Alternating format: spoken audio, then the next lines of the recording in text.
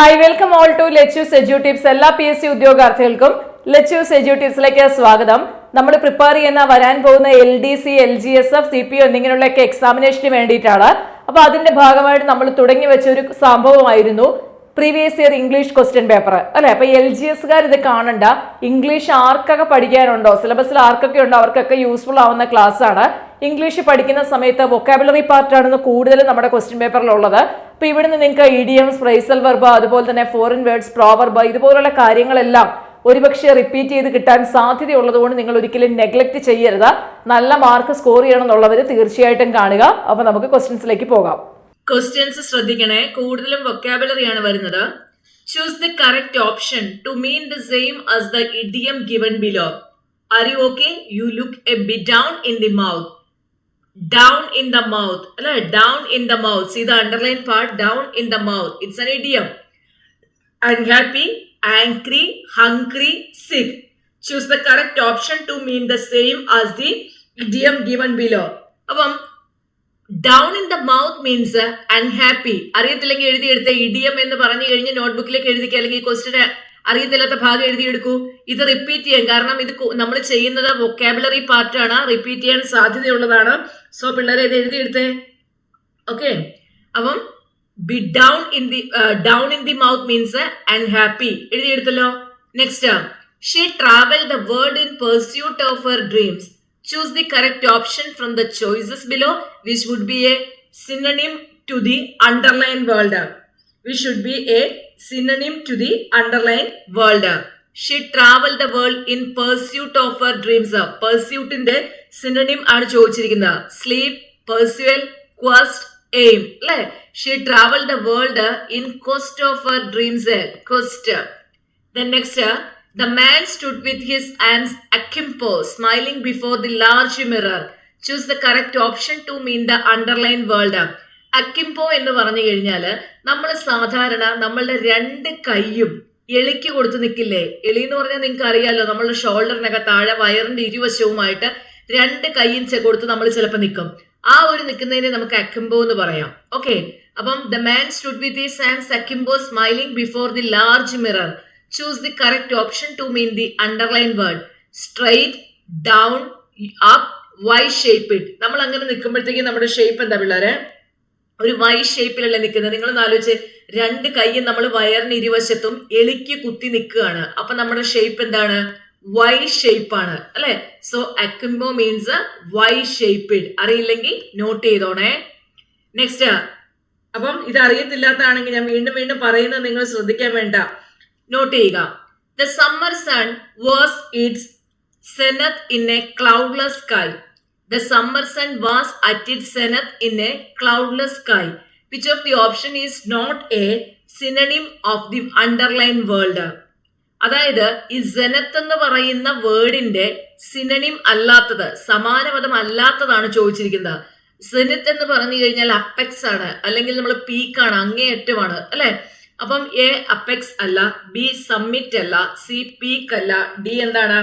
Hill top, അല്ലെ? അപ്പൊ hill top ആണ് എന്ത്? സിനണിം അല്ലാത്തത്. എന്തിന്റെ? സെനത്തിന്റെ സിനണിം അല്ലാത്തതാണ് ഹിൽ ടോപ്പ്. ബാക്കിയെല്ലാം സിനണിമാണ്. Question number 85. A dash of dolphins. Choose this most suitable collective noun. ആ ക്വസ്റ്റിനകത്തൊരു പ്രത്യേകത ഉണ്ട്. മോസ്റ്റ് സ്യൂട്ടബിൾ എന്ന് പറഞ്ഞിട്ടുണ്ട്. ഏറ്റവും ഉചിതമായിട്ട് എഴുതാനാണ് പറഞ്ഞിരിക്കുന്നത്. സാധാരണ നമ്മൾ സ്കൂൾ ഓഫ് ഡോൾഫിൻ പറയാറുണ്ട്. അപ്പൊ നമുക്ക് ഇവിടെ രണ്ട് ഓപ്ഷൻ വന്നേക്കാം, അതുകൊണ്ടാണ് മോസ്റ്റ് സ്യൂട്ടബിൾ ചോദിച്ചിരിക്കുന്നത് കേട്ടോ. School, shoal, shore and pod. എന്താണ്? എ പോഡ് ഓഫ് ഡോൾഫിൻസ് എന്നാണ് പറയുന്നത്. A pod of dolphins. Okay, a pod of dolphins. ഇനി അടുത്തത്, which of the following word is misspelt. Misspelt word ആണ് ചോദിച്ചിരിക്കുന്നത് നമ്മളോട്. Misspelt word. See, occasionally, experience, receive, chameleon. പിള്ളേരെ നിങ്ങൾ എപ്പോഴും ശ്രദ്ധിക്കേണ്ട ഒരു കാര്യം, നമുക്ക് അങ്ങനെ ഡൗട്ട് വന്നാൽ പെട്ടെന്ന് നമ്മൾ നമ്മളുടേതായ രീതിയിൽ പേപ്പറിലേക്ക് എഴുതി നോക്കുക. മോസ്റ്റ് പ്രോബബ്ലി നമ്മുടെ കറക്റ്റ് ആയിരിക്കും. അതാണ് ഏറ്റവും നല്ല മെത്തേഡ്. സ്പെല്ലിംഗ് അറിയത്തില്ലാത്തവർ എഴുതാൻ പോകരുത് കേട്ടോ. Which of the following word is misspelt. ഏതാ വരുന്നതാ? ഒക്കേഷണലി ആണ്, അല്ലെ? ഒക്കേഷണലിക്ക് ഒരു എസ് മതി, അത് തന്നെയാണ് അതിന്റെ മിസ്റ്റേക്ക് ആയിട്ട് വരുന്നത്. അടുത്ത നോക്കൂ, what is the correct full form of ETC? ETC നമ്മൾ എക്സെട്ര എന്നൊക്കെ പറയും. അതിന്റെ കറക്റ്റ് ഫുൾ ഫോം ആണ് ചോദിച്ചിരിക്കുന്നത്. ഇത് PSC പണ്ട് നമ്മളോട് ചോദിച്ചിട്ടുള്ളതാണ് കേട്ടോ. എക്സെറ്ററ, എറ്റസെട്ര, എറ്റസെറ്ററ, നൺ ഓഫ് ദി എബവ്. എറ്റ്സെറ്ററ എന്നാണ് പറയുന്നത് അല്ലെ. എറ്റ്സെറ്ററ, എറ്റസെറ്ററ, അതാണ് ETC വന്നിരിക്കുന്നത്. എറ്റ്സെറ്ററ, ഓപ്ഷൻ സി ആണ് റൈറ്റ് ആയിട്ട് ആൻസർ. പ്രീവിയസ് ഇയർ ക്വസ്റ്റ്യൻ ആണ്. അടുത്തത്, the dash of his mother was unbearable. Choose the correct word to bring out the correct meaning of the sentence. Loss, lose, lost, lose.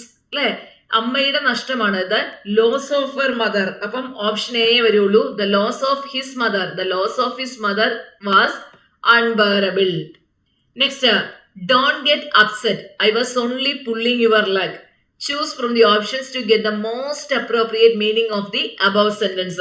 Don't get upset. I was only pulling your leg. I was only pulling your leg എന്നതുകൊണ്ട് എന്താണ് ഉദ്ദേശിക്കുന്നത് എന്നുള്ളതാണ് ചോദിച്ചിരിക്കുന്നത്. I pulled your leg to make you fall. ആണോ? അല്ല. I was just joking. അല്ലെ, I was only pulling your leg means I was just joking. ഇത് not ചെയ്ത് വെച്ചേക്കണം. വേണമെങ്കിൽ ഇനിയും ചോദിക്കാനൊക്കെ സാധ്യതയുള്ള ഒരു സംഭവമാണ് കേട്ടോ.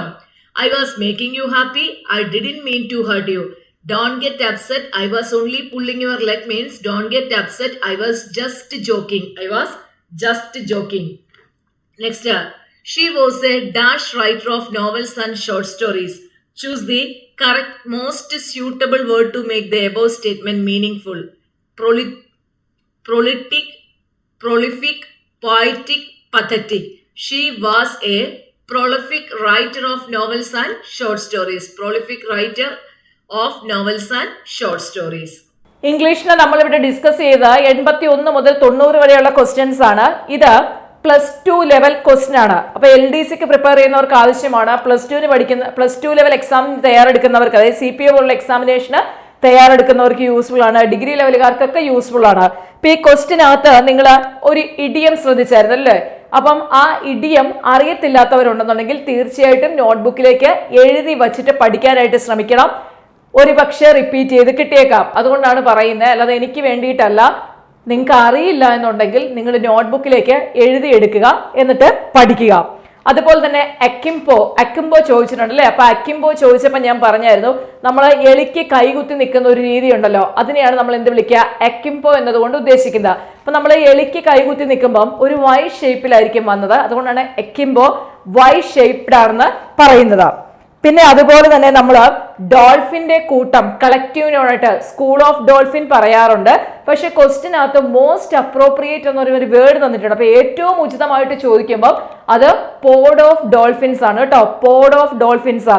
അപ്പൊ അതൊന്ന് നോട്ട് ചെയ്ത് വെച്ചേക്കണം. ഇനി ചോദിച്ചാലും നിങ്ങളത് തെറ്റാൻ പാടില്ല. അപ്പം ഇങ്ങനത്തെ കാര്യങ്ങൾ. പിന്നെ എറ്റ്സെട്ര, ഇത് PSC മുമ്പ് ചോദിച്ചിട്ടുള്ളതാണ്. നമുക്ക് പെട്ടെന്ന് മനസ്സിലാവാം. ETC ആണ് നമ്മൾ എഴുതുന്നത്. അപ്പം എറ്റ്സെറ്ററ അത് ഓർത്താൽ മതി. എറ്റ്സെട്ര. അപ്പൊ ഇതുപോലുള്ള കാര്യങ്ങൾ വളരെ ഇമ്പോർട്ടന്റ് ആണ്. ഇനിയും ഞാൻ പറഞ്ഞു, ഇപ്പൊ ഈ എറ്റ്സെട്ര റിപ്പീറ്റ് ചെയ്ത് കണ്ടതാണ്. അപ്പൊ ഇതുപോലുള്ള ഓരോന്നുകളും, പക്ഷെ ഒരുപക്ഷെ ഞാൻ അധികം ക്വസ്റ്റ്യൻ പേപ്പർ കാണാത്തത് കൊണ്ടായിരിക്കാം, നിങ്ങളും ഇനി കൂടുതൽ ക്വസ്റ്റ്യൻസ് ചെയ്ത് വരുമ്പോൾ നിങ്ങൾക്ക് റിപ്പീറ്റ് ചെയ്യുന്നതായിട്ട് നിങ്ങൾക്ക് തന്നെ ഫീൽ ചെയ്യും. സോ അതുകൊണ്ട് വൊക്കാബുലറി മോസ്റ്റ് ഇമ്പോർട്ടന്റ് ആണ്. റിപ്പീറ്റ് ചെയ്ത് കിട്ടാൻ സാധ്യത വളരെ കൂടുതലാണ്. ഗ്രാമർ പാർട്ട് ആണെങ്കിൽ കൂടി തരുന്ന സെന്റൻസേ മാറുന്നുള്ളൂ അല്ലെ? അവിടെ ഉപയോഗിക്കേണ്ട ഇപ്പൊ ആക്റ്റീവ് വോയിസ് ആൻഡ് പാസീവ് വോയിസിന്റെ റൂൾസ് ചേഞ്ച് ചെയ്യുന്നില്ല, റിപ്പോർട്ടഡ് സ്പീച്ച് റൂൾസ് ചെയ്യുന്നില്ല, ഇഫ് ക്ലോസ് റൂൾസ് ചെയ്യുന്നില്ല, ടെൻസ് റൂൾസ് ചെയ്യുന്നില്ല, ഓരോന്നിനെയും റൂൾസ് ചേഞ്ച് ചെയ്യുന്നില്ല. അപ്പം മാക്സിമം ക്വസ്റ്റ്യൻ പേപ്പർ നിങ്ങൾ ചെയ്ത് ശീലിക്കണം. ഒറ്റയ്ക്ക് ചെയ്യാൻ മടിയാണെന്നുണ്ടെങ്കിൽ ഞാൻ ഈ ചെയ്യുന്ന കൂട്ടത്തിൽ കൂടുക, എന്നിട്ട് ചെയ്യുക. ഓക്കെ, അപ്പൊ നമുക്കിനി അടുത്ത സെഷനിൽ കാണാം. താങ്ക്